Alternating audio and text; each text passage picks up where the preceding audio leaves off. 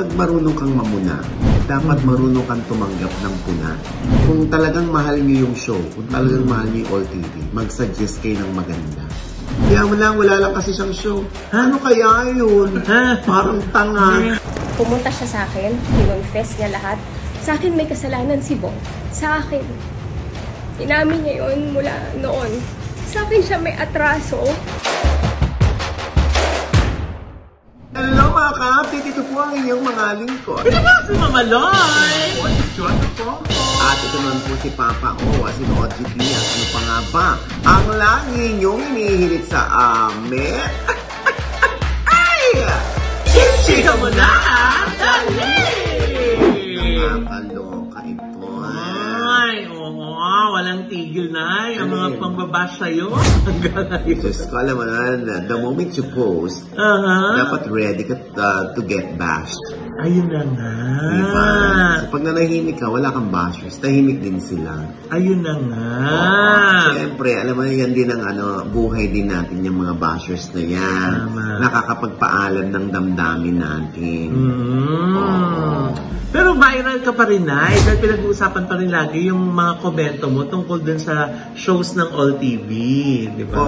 Meron naman yun. May himig ng malasakit naman yung akin, Loy. Kaya nga, at marami tayo lalo yung mga nagko-comment na mga ka-update, yung nag-a-agree na talaga namang constructive criticism yung ginagawa. Di ba? So, nang iba nga sinasabi, bakit daw magagalit kung pinupuna. Siya din naman daw, si Kuya Will, pag nagpuna, live pa on Sino air. pinupuna niya? Yung ibang staff, o kaya dancer, o kaya, di ba, talent, pag may mga feeling niya may mali, or mabagal, di ba? O kaya mali yung o kaya yung nabigay ng mga info, ng mga PA or writers, di ba? Minsan, on the spot, nasisita. Pag walang energy. Oo, tatak naman ni Kuya Will yun Kaya nga. Nalinita siya noon na on air. Oo. Yun nga. Tinan mo yan, nakumpara patuloy, di ba? Ayun nga. Kasi sinasabi nga ni Kuya Will na huwag pupunahin. Ba't pinupuna niya pa yung pagkakamali namin? Tumutulong naman kami sa mga tao. Ayan, biglang balik na, ikaw nga, Willie Revillame. Di ba? Kapag ayaw mo yung mga napapanood mo, ayaw mo yung performance ng talents nyo dyan sa Wawawin, on air, live na live, sinisita mo sila. Pinupuna mo sila. Yun naman ang balik niya ng mga fans. Oo, kaya yun nga yung sasabi ko, Loy, na kapag marunong kang mamuna, dapat marunong kang tumanggap ng puna. Diba? Kumbaga, hindi lang ikaw ang anak ng Diyos para ikaw lang yung may karapatang pumuna. Dapat marunong ka rin tumanggap ng puna. Katulad namin, hindi nyo alam kung gaanong atake laging pinakakawalan against us. Pero kami, okay lang, kibit balik ka. Diba? Ganun talaga. Ikaw yung napapanood, ikaw din yung sisitahin. Ikaw din yung pupurihin kapag may kapuri-puri. Wala namang issue sa amin yung namimigay ng pera si Kuya Will o tumutulong siya sa kanyang mga kapwa. Yun ang kanyang programa namimigay talaga ng mga papremyo. Kung paano kami rin naman, wala kaming ganong show. Pero, di ba, meron din kami mga sinusuportahan ng mga foundation. Ayun na, tapos sabi pa nung iba, kaya ka daw, kudadi ng kuda, kasi daw, wala ka daw kasing alok. Kumbaga, parang nagpapapansin ka na maalok ka. Maalok ako. Ng TV show, doon sa OTV. Ganun pa. Ganun ba yun? Diyos, hindi ganun yun. Hindi, sinabi ko naman na sa inyo. Diba? Masaya na nga kami rito. Diba? Yaang TV, additional na lang yan sa akin. Diyos ko naman, Loy, hindi naman ako kahapon lang nagsimula sa TV. Ano ba? 1992 pa ako lumabas sa TV. Oo. Hindi pa rin ako nagsasawa. Kundi, meron pa ba akong dapat patunayan? Oo, diba? Dito, meron kami dapat patunayan. Ang pasayahin kayo. At bigyan kayo ng ideya kung ano yung mga hindi nyo na babalitaan or namimiss yung mga balita. Kasi yun yung obligasyon namin sa inyo. Ngayon po, i-call out nyo kami dahil may mali kaming sinabi. Opo, tatanggapin namin yun. Kahit okray nyo kami, tatanggapin namin yun. Diba? Kahit below the belt, tatanggapin namin yun. Kaya nga, hindi na kami nagsisinturon. Kaya nga, pag pinag-usapan below the belt, yan ha, okay lang, wala kami sinturon. Hindi affected. Diba? Hindi, I mean, diba, kung kami nilalait ng bonggang-bongga, ay hindi. Talagang laitin na pang bonggang-bongga next time.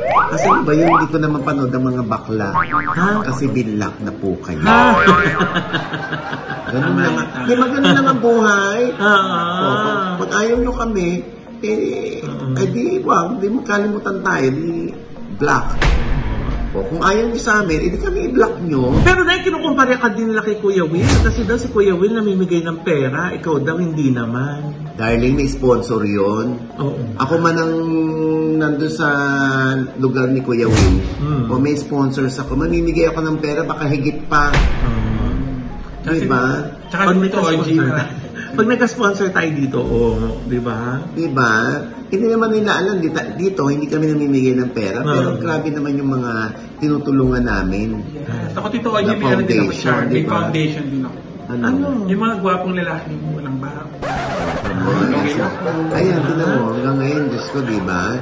Nailit na yung lupa na nalulugan ni Diyosa dahil pinrioritize niya yung kanya mga baby boy.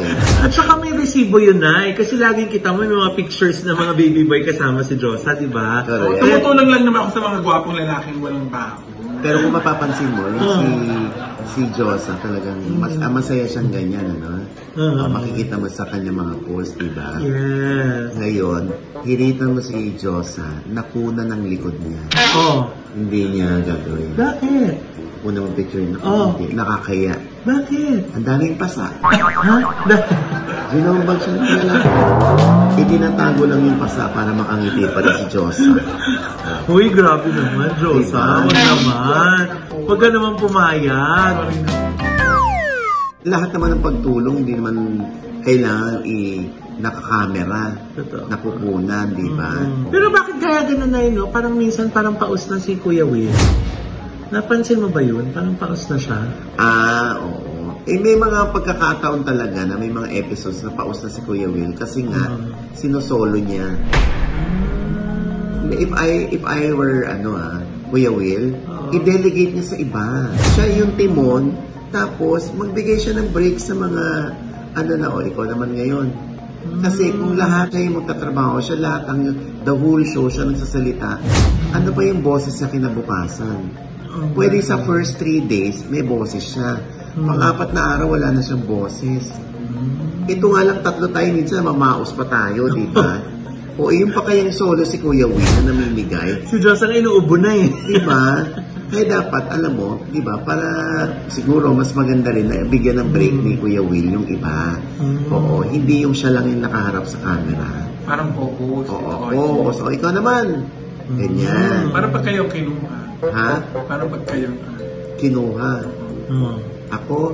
Oo. Pag sinabi, ikaw na mag-co-host sa akin, OG. Total, nagmamarunong ka. Uy, sabihin ba yan sa akin? Hindi. Hindi ba? Naku, pag nagmamarunong ka, pinagbinta nga ako nagmamarunong, ako na lang po mag-isa. Nagmamarunong pala ako eh. Hindi ba? Sabi rin kasi talaga ng ibang comment na yun, nagmamarunong ka. Parang ang perfect mo daw. May mga ganun pa, di ba, Diyosa? Ang perfect mo, no? Kung makapuna ka. Ganun, sabi ng iba na. Sa mga nagsasabi na perfect ako. Yes, perfect ako. Happy? Ha? Gusto ko happy kayo. Oo. Hindi, siyempre, yun lang ko, para hindi maubos yung energy ni Kuya Will. Yung hindi maubos yung kanyang boses, dapat i-delegate niya sa iba. True. Tsaka alam mo na, di ba, maikli na yung ni pasensya ni Kuya Will eh. Kung mapapansin mo, magagalitin din siya sa ere. Di ba? Pag wala siyang maibatong linya, hahanap siya dun sa likod ng camera. Pag may nakita siya dun, yun ang kanyang bubuhusan ng joke. Para hindi lang magkaroon ng dead air.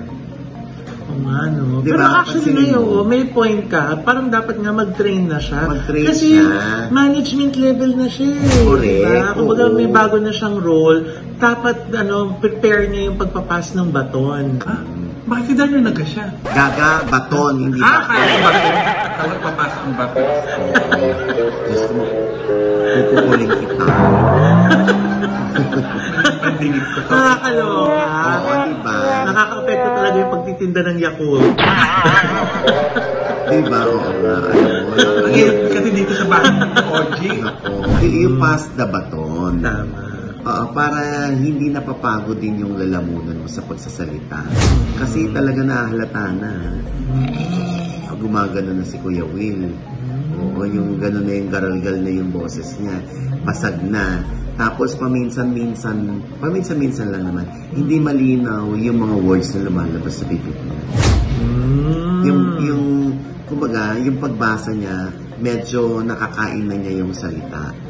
Ito, constructive to Para lang din, baka kasi din hindi masabi ng iba o nahihiya na sabihin kay Kuya Will.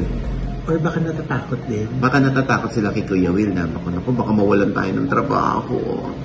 Pag diniretsa natin si Kuya Will. Kaya syempre tayo naman, kaya nagsasalita tayo dito ngayon kasi concerned tayo. Kasi alam mo, kung hindi tayo concerned, lalo na ako, kung hindi ako concerned kay Kuya Will, ay naku, pupurihin ko siya ng pupurihin. Hanggang sa yung mga tao ng makapansin na, hala, bakit gano'n na si Will? Wala nang boses. Nagsushow pa din. Hala, si Kuya Will, nagagalit pa rin hanggang ngayon. Nasa ibang istasyon na, dala-dala niya pa rin yung galit niya sa mga staff. Kahit yung galit, bawasan na rin natin. Pag sita-sita sa mga staff na nagkakamali, bawas-bawasan na rin natin. Otherwise, paminsan-minsan lang gano'n ang hirit.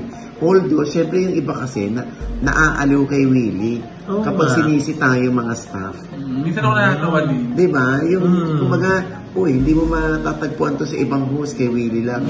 Dinidiretso niya talaga on air, live na live, yung kanyang staff. Kaya, di ba, minsan, yun na nga yung sinasabi ko, kung yun natanggap ng iba, dapat marunong din timanggap si Kuya Will na napupuna din siya. Oo, tapos tinan mo yan, yung meron na rin yung backdrop. Ay, oo, nakadikit na daw yung mga performers sa yung screen. Mga dancers hindi na makahataw. Oo. Kasi nakauna, ang dami nila. Pangalawa, nakadikit na sila sa backdrop. Oo. At ang liit na lang ng pwesto nila. Ay kasi nga pilit sila pinagkakasya dun sa sa entablado. Dapat pag maliit ang entablado para makakilos ang malaya yung mga dancers, konti lang dapat. Kasi nakikita tuloy yung likod. Pag nag-wide shot? Oo. Diba? Alam naman natin nagsisimula pa lang ang All TV. Pero itong mga ganitong sinasabi natin, para din naman sa kanila yan. O pag nakita natin yung improvement, yung progress, ayan, ako binago na ng All TV, bongga. O diba? Sino naman kami para maging bulag doon sa pagbabago? Tama. Kung nagbago naman, hindi dapat papurihan. Pero parang isang linggo na yung nagdaan, parang wala pang nagbabago. Kaya sabi ng iba, sinasadya kaya nila para mapag-usapan sila na i-maintain na ganun kung ano yung mga pinupuna sa kanila ng tao, hindi nila binabago para mapag-usapan o maging viral. Nagtataka na yung mga tao. Oo, sabi ng iba, baka naman sinasadya nila para mapag-usapan sila. Siyempre, iisipin naman nila, Loy, na talagang sa'yo galing yan. Uy, hindi Nandiyan may resibo. Kailangan ilabas ng resibo, Loy. Baka sabihin, nag-i-invento ka. Hindi meron talaga. Ayan, ako Kuya Will.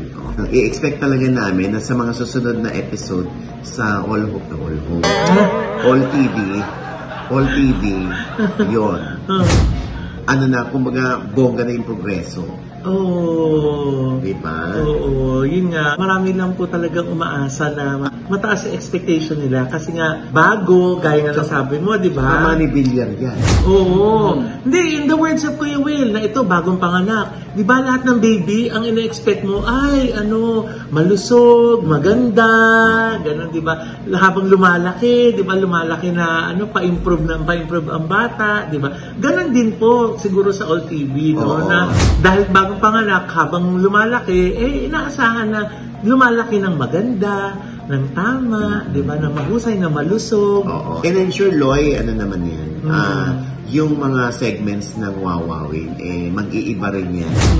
Or madadagdagan yan. Hindi lang yung color lang. Kasi pag color lang, si Color lang, tsaka si Willie ang nagkakaintindihan, hindi na nagiging engaging. Dapat yun, gawin engaging din. Para yung, kasi Color, tsaka si Willie, alam naman natin, bibigyan sila ng premyo, di ba? So, napaka-predictable. So, baka pwedeng magkaroon ng ibang segment or i-level up yung tawagan portion. Di ba? Kasi parang ano yan parang Raffy Tulfo sa kasi yung complainant. Si Raffy Tulfo tapos yung kino-complain at yung nagko-complain. Siyempre ako, nag-aabang ako. Baka mag-away. Baka magmurahan. Kaya engaging siya. Pero kung ganito, na predictable, yung tawagan portion, at anong kulay ng damit ko? Kung nanonood ka ng sa All TV, anong kulay ng damit ko? White po, Kuya Will. Anong kulay ng brief ko? Kuya Will naman wala po. Wala pa ng brief, Kuya Will. Ba't alam niya? Diba?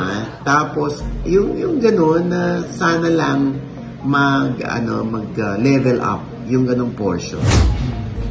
Para, di ba, nasa ibang istasyon, hindi mo, yung dati mong programa na ililipat mo lang doon, dapat may pagbabago. Magandang suggestion yan, Nay, Kasi sabi doon ng iba ba't hindi kaya ikaw mag-suggest? Kasi ang dami mong alam Sabi ng gano'n ng iba. May sabi pa nga, ang dali mong alam dapat sa'yo, pinutumban. Sabi? Ganun ba? Gusto mo itulak yung para ikaw unang matumba. Ayan may suggestion na po si Nanay. Hindi, sa totoo lang, ang All TV nagsisimula pa lang naman. Saka Diyos ko, yung mga bashers, no? Yung mga hello, no? Kayo nga mag-suggest. Wala nga kayo may suggest. Di ba? Nambabash lang kayo, pero wala kayo may suggest. Sige nga, kung talagang mahal nyo yung show, kung talagang mahal nyo yung All TV, mag-suggest kayo ng maganda. Sige nga, doon ko kayo papalakpakan. Hindi yung puro nako, huwag mo silang intindihin. Ano kaya yun? Parang tanga. Nako, yaman lang, wala lang kasi siyang show. Ano kaya yun? Parang tanga. Parang di pa i-suggest nila ilagay tayong tatlo doon. Tayong tatlo. Hindi na choice, Ito lang ginagawa natin, di ba? Nasusunod yung oras na gusto natin. So, Diyos ko, malaking ginhawa na ito. True. Wala tayong hinahabol na oras. True. Alam mo naman sila, na hindi. So, yun naman ang sasabi ko. Ako naman, lagi naghahabol ng oras. Buti hindi ka nadadapa sa paghahabol. Anyway. Multitasking nga kasi, Nanay. Ay nako, napag-usapan din lang naman ang pagmamadali ni Mama Loy dahil laging late. Ay nako, kanina. Diyos ko po. Nagmamadali din ang taxi driver kanina. Aba, ewan ko nga, sobrang bilis naman magpatakbo. Kaya sabi ko, Manong, ay bakit naman ako kabilis niyo magpatakbo? Ay dahan-dahan naman ho. Kaya naman ho, wala naman ho tayong hinahabol. Ay kung ganyan kayo kaskasero, ay naku po, sinasabi ko sa inyo, nasa likod niyo lamang ho ang disgrasya. Aba, maya-maya si Manong itumigil, nagpabalik. Ginilid ang sasakyan, itinabay. Ay, itinabay, ay sabi ko, teka muna ho, Manong. Bakit ho kayo tumigil? Aba, siya pa nagalit, bumaba ka. Bumaba ka. Bakit ho? Bumaba ka! Sinasabi ko sa iyo, bumaba ka! Bakit nga ho? Bumaba ka! Sinasabi ko na nga ba? Ikaw ang disgrasya! Parang ako yung na-disgrasya. Mansik pa yung lawin. Nakalimutan doon nila yung punchline. Ayun, bumaba yung lawin sa kanya. Ayan, nagmapa. Ginagati ko!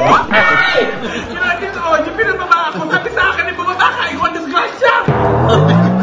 Inulit mo pa, diba? Nakuha naman nila yung punchline, Diyosa. Nakakaloka lang yung pinagsikan mo siya ng laway. Wala. Ang pangyayari, hindi nagkakaintindihan yung mga suggestion. Hindi, Diyosa. Pinatotohanan mo talagang ikaw yung disgrasya. Sasuggest na naman ako ng opinion. Ako tuloy ang namali. May pinatalsi ka pang disgrasya. Nakakaloka. Samantala, Loy, nagsalita na rin ang kabiyak o ang Mrs. ni Vong Navarro na si Tanya at hinarap niya ang mga katanungan ng mga press at ito ang kanyang mga naging pahayag kung ano ang damdamin niya, ang saloobin niya at ang pangyayari ngayon kay Vong Navarro sa loob ng detention cell ng NBI. Narito po. Sobrang positive siya kasi nililook forward niya na pupunta ako today. Pero yun, ano kasi, bago ako umalis, parang bigla na siyang nag-start maging emotional. Kasi ayun na naman, siguro kasi yung ang hirap mag-process ng pag-ibig, wala kang kausap masyado kasi hindi naman niya kailan yung mga nandun. But, yun. Tapos, mabilis lang, pero as much as we can yung catch up. Kasi pinaano ko yung mga balita sa kanya nila, Atty. Malyonga. At the same time, kagabi ko lang talaga nagkaroon ng chance na makausap yung dalawang boys niya. After what happened, it was parang the longest 2 days of our lives. Diba? Yung sa double warrant, back-to-back warrant, and then pag uwi namin, hindi ko naman sila agad nakausap.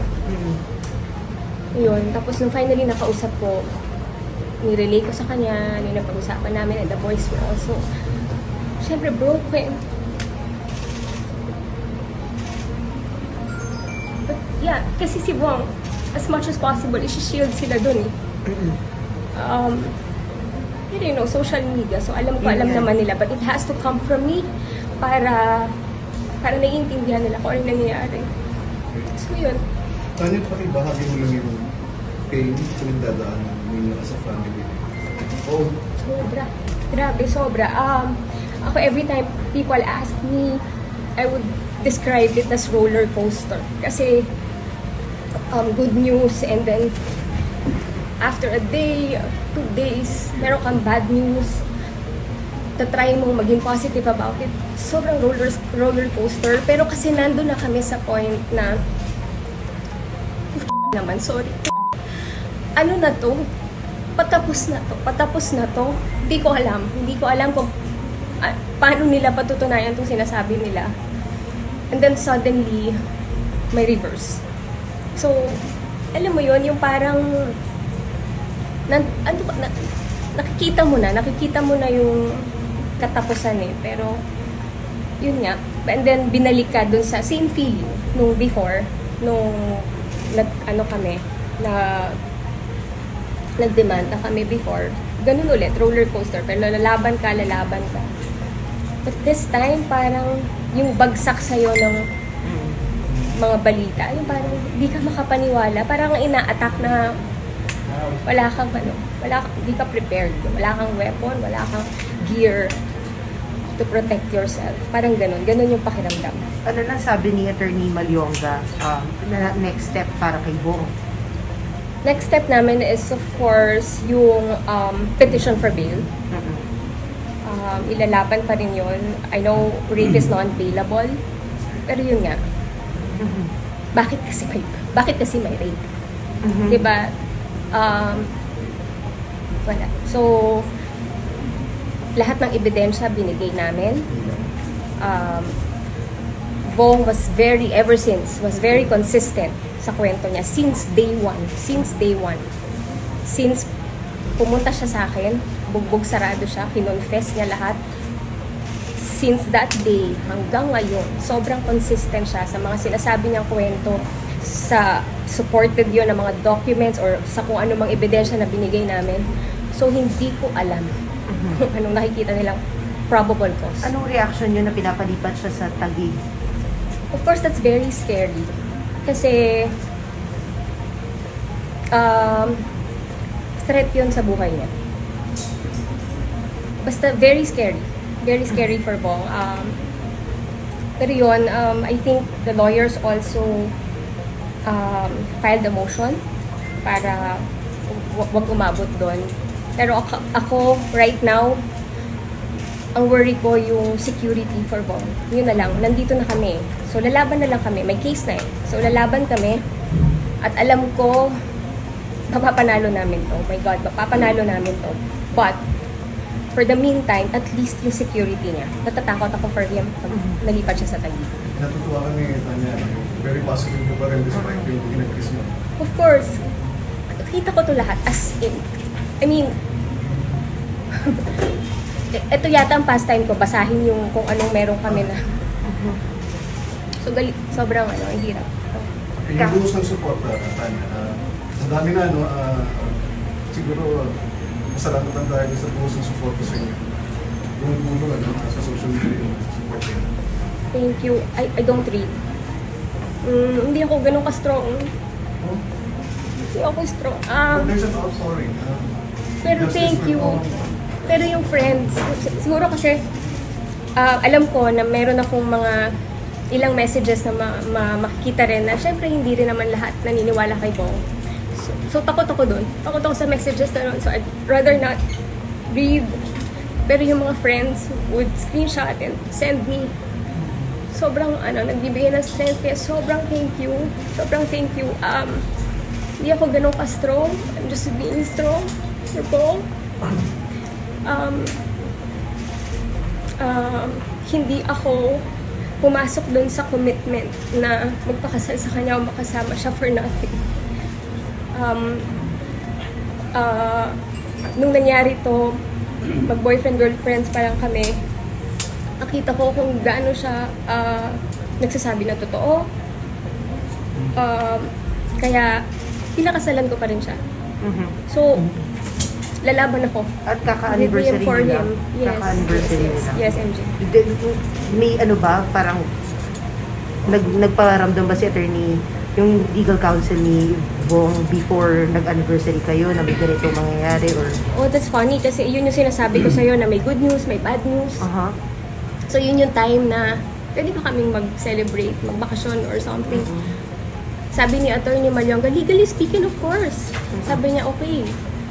Pero before sana kami mag-out of town, may bad news. So, hindi na lang kami tumuloy. So, yun yung mga sinasabi ko, dinidescribe ko as roller coaster. So, So, nagulat din talaga kayo nung biglang lumabas na may probable cause na rape pa yung it came as a surprise talaga. It did, kasi yun nga, we were also complacent about it. Kasi alam mo yung yung kaso since the beginning and natawa na rin ako na naiiyak, hindi ko naintindihan. Sabi, you're waiting daw for the commitment order in the arraignment. May nakaset na ba? Wala pa. As of now. Wala pa as of now. So now, nasa NBI lang. Gano'ng katagal kaya siya sa custody ng NBI? I'm praying dun lang muna siya. Mas safe ba siya doon? She feels safe? He feels safe din? I think kasi nung nagsampa naman kami ng kaso against Cedric, parang doon din sila nakadetain. yung NBID naman kasi siguro yung nakakuha ng loob namin nung time na nasa ospital pa si Bong noon. I don't know if you could recall, nasa ospital pa si Bong noon. Sila din naman yung mga kausap namin na parang nagtanong sa amin kung ano talaga nangyari. So Ano natuluhan kami? Bakit limuhin mo yung kaso? I don't understand kung sino yung nagsusunso, kung sino yung backer. Do you have any idea? I do. We have. Pero parang hindi ko naman masasabi. I mean, hindi ko naman masasabi yun. But right now, siguro mas marami pang masishare yung legal team namin or si Attorney Malyonga to be specific. Pero right now, siguro yun talaga yung gusto kong description na nararamdaman namin. Parang we suddenly feel attacked. Na parang wala kaming kalaban-laban kasi nga, saan galing? May pinalaman kayo gaya sa bagong political climate, sa bagong administrasyon, kumbaga, I hope power wala. play doon. I hope wala. I hope wala. That would be very sad. I hope wala. Ano to, personal tong issue eh. May galit na ganito, hindi ko alam. So, dun lang. Huwag tayong, sana hindi ganun. Pero naniniwala ka, meron kang apela sa kabilang partido. What do you mean? Kung may message pa ako sa kanila? Well, gusto ko lang sabihin na alam naman nila kung ano yung totoo. Alam nila. So, sa akin may kasalanan si Bong. Sa akin. Inamin niya yun mula noon. So, sa akin siya may atraso. Pinatawad ko yung tao. And for the last 8 years, bumabawi siya. We got married. Yun yung ano. Akala ko yung 8 years na yun, na parang tapos na yung kaso, tapos nagpakasal pa kami. Sobrang importante nun sa akin kasi bumabawi siya as in super. And then, this happened. Tanya, ano naramdaman mo naman? May mga sumasakay. May pumasok ng mga sikat. May mga ganun. Yung mga nakikisakay. Every time may chance, may sasakay. I don't know, hindi ko alam saan sila galing. Hindi ko alam kung anong meron sila, ba't hindi nila ilabas. Anong motibo? Pero naniniwala ka may powerful person sa likod nito. Yes. Why all of a sudden ulit? After 8 years? After 8 years, I really can't answer that. Daming naglalaro sa isip, pero I don't think I'm in the position to answer that, or baka hindi ko mapatunayan yung sasabihin ko right now, but syempre ang daming pumapasok sa isip. Pero do you still believe in the justice system? Yes, of course. Kaya nga, every time, you just imagine the frustration, di ba? Kaya nga parang gulat eh. Kasi naniwala ka dun sa justice. Naniwala ka, tapos umasa ka na mararating mo yung end. Ganun kami lumaban since the very beginning. So ganun may frustration. Di ka naman mafo-frustrate, di ka naman madidisappoint kung di ka naniniwala sa justice. So I still believe. Ano nung umalis si Bong sa bahay niya para mag-surrender sa NBI, nandun yung Bong mo talaga makakapalita siya. Anong pakiramdam mo na hindi pala na siya nakaulit? Ano yun? May mga iba-ibang shift ng emotions yun. Early afternoon, I was hoping we'll be able to go home kasi magbe-bail kami. Pero pa late afternoon, alam mo kasi yung kalaban mo. So may feeling ka na may pasabog. So naabangan mo yung pasabog. And it happened. So yun nga, back-to-back parang, and then kaya lang, di ba, ando ka pa rin sa parang hindi na pala siya makakauwi. Dire-diretso na pala. So anong sinabi niya sa'yo?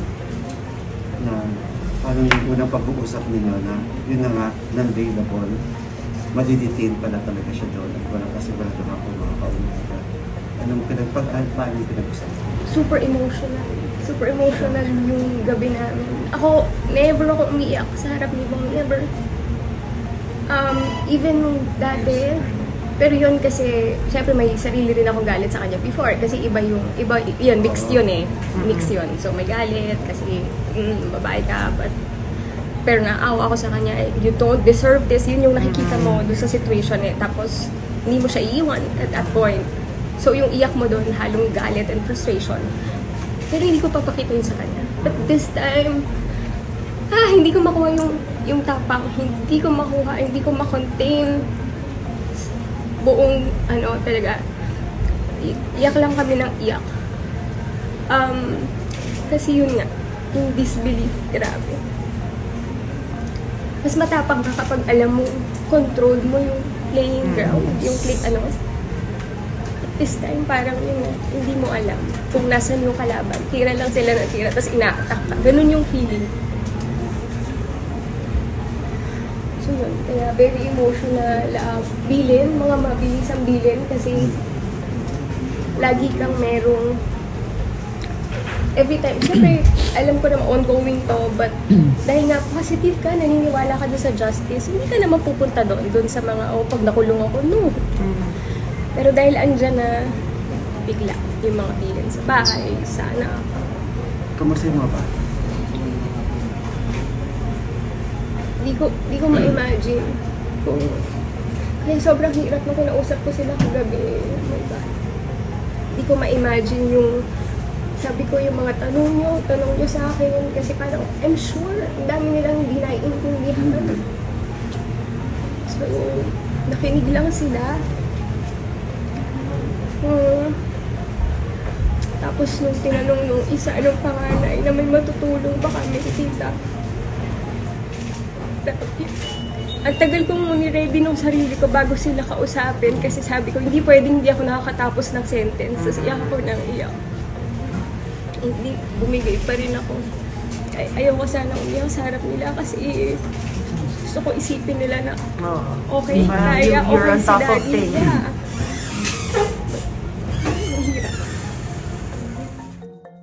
And with that, mga kaibigan, ito po ang inyong mga lingkod. Ito mga si Mama Loy. Kung di pa ho namin kayo subscriber, paano naman po mag-subscribe na kayo by clicking the subscribe button dun sa ibaba. At kung naibigan niyo pang ating chikahan ngayon, ha? At meron kayong komento sa lahat ng ating pinag-usapan, please comment below. I-click nyo rin po ang like button at huwag kalimutan i-click ang notification bell. Pag kinlik nyo kayo po naman notify na meron yung latest update. At syempre pa, ang kanya-kanya naming channel. Yes, meron din po akong channel. That's Mama Loy, M-A-M-A-L-O-I. At meron po tayong bagong vlog dyan. At syempre, gusto ko pong batiin yung pinsan ko, Kuya Sunny Bautista. Happy birthday. At syempre, yung mga kasama po niya, batiin ko lang din po si Kuya Juliet at Lani Abante at ang kanilang mga daughters na sila Jillian and the Hurls from Queens, New York. Thank you for always watching. Ayan. Thank you po. At Joza. Yeah. Syempre ako din po hindi nawawala ng mga vlog sa aking Facebook page at sa aking YouTube channel at sa aking TikTok. Kaya hindi nyo ako mamimiss. Ayan. At syempre pa, hi. Gusto mo yun? Si Jameson Blake po, aking one-on-one interview sa OGBS Inspire. Umiyak si Jameson. Bakit? May naalala siya. What? Ito. Hindi ko naman goal na maging artista nung una. Ayun, I had to read my lines and I was messing up with the lines and then sabi ni Derek Henry na balikan na lang pag ready ka na.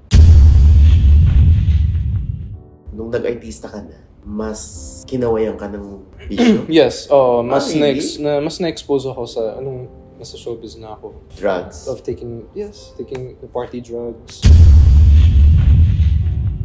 Ganito pala yung feeling na may pera. For stupid of me, sabi ko, okay, let me try that kaya.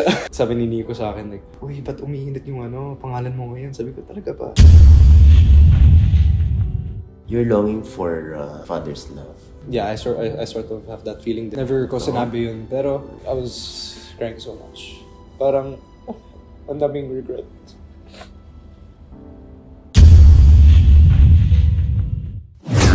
Kala ko may ginawa ka sa kanya. Hindi, gaga. Kung gusto naman niya.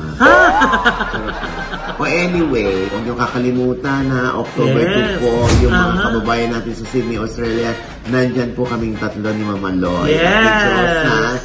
Sa 32nd Sydney Grand Philippine Fiesta Cultura. Yes! Meron din siyang beauty pageant. Yes! Yan yung magaganap na yun sa Farfield Showground. Ayan. Ang daming ganap ng buong araw na yan. Ay, at mura lang ang ticket. $5 lang. Para sa lahat ng show yun. Oo, parang may food festival, tapos may mga pa-contest, may video kaya, tapos may Little Miss Philippines Australia at yung Miss Australia Philippines pageant, di ba? Oo, ha. At syempre next year po kami naman ulit tatlo sa US.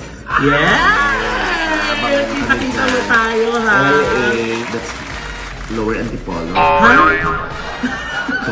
Akala ko ni Gatsby Alba. Yan, sa LA, sa New York, San Francisco. Siyempre, ang may pakananya si Oliver Carne. At siyempre, naku, huwag niyo po kalilimutan sa Saturday Point. Nandyan po ako sa Bingo Plus Day 2. Ayan. Ako po ang host, kasama si Berna. At kasama rin namin dyan ang ating mga bigating performers, Black 9 and Morissette Amon. Yan, ako marami po kami pa-premyo dyan, no? Parang Willie Rebillame din to. Mamimigay ako. Di ba? Bingo Plus Day. Di ba? Saturday po yan. Tumutok lamang po kayo sa The OG Diaz. Yes. Fan page, ha? The OG Diaz fan page. Andun po, 7 to 9 p.m. September 24 po. Yes. Ayan, follow nyo na po ako sa fan page ko, The OG Diaz. Sa Facebook yan, Nay, di ba? Yes, Facebook. Ayan, magkukumo rin kami. Kasama rin ang kumo siya. Ay, ang bongga! Sayang. Ako lang Bingo Plus na yan. Meron nyo silang app, Bingo Plus app. Ayan. Sasali na lang ako sa games, pwede ba, Nay? 5 piso. Piso mo mananalo ng milyon. 5 piso mo mananalo ng milyon, gano'n. Ay! So pwede ako sumali, ha? Naman, siyang blouse. Ayan, ha? At syempre, ito pa rin po yung lingkod, Papa Osin OGB at lagi na sasabi at nagpapaalala sa inyo na sa tuwing gigising po tayo tuwing umaga, wag na wag po tayong makakalimot na magpasalamat sa Panginoon dahil tayo kanyang ginising. Ibig sabihin, may mission pa rin po tayo sa buhay. Sabay sabing, every gising is a blessing! Ano pa nga ba ang lagi niyong hinihirit sa amin? Ichika mo na! At nakakaloka talaga, Tito OG. Bakit? Tayo nagbabalita kay Kuya Will. Kung baka mamaya hindi na po i-guess ni Kuya Will. Bakit naman? Bakit? Eh, syempre kayo ang manager ko. Baka mamaya hindi na kukunin na. Bakit? Sa mga comment nyo, baka mamaya hindi na kukunin. So kung bibitawan kita, Diyosa, kukunin ka na ba? Oo. Bagay nga. Parang hindi rin naman yata ako kukunin kahit dancer. Ano? Dito na lang tayo sa showbiz update. Ano? Nakakalo kay problema ni Diyosa. Hindi ko nga pero problema yun. Pero problema.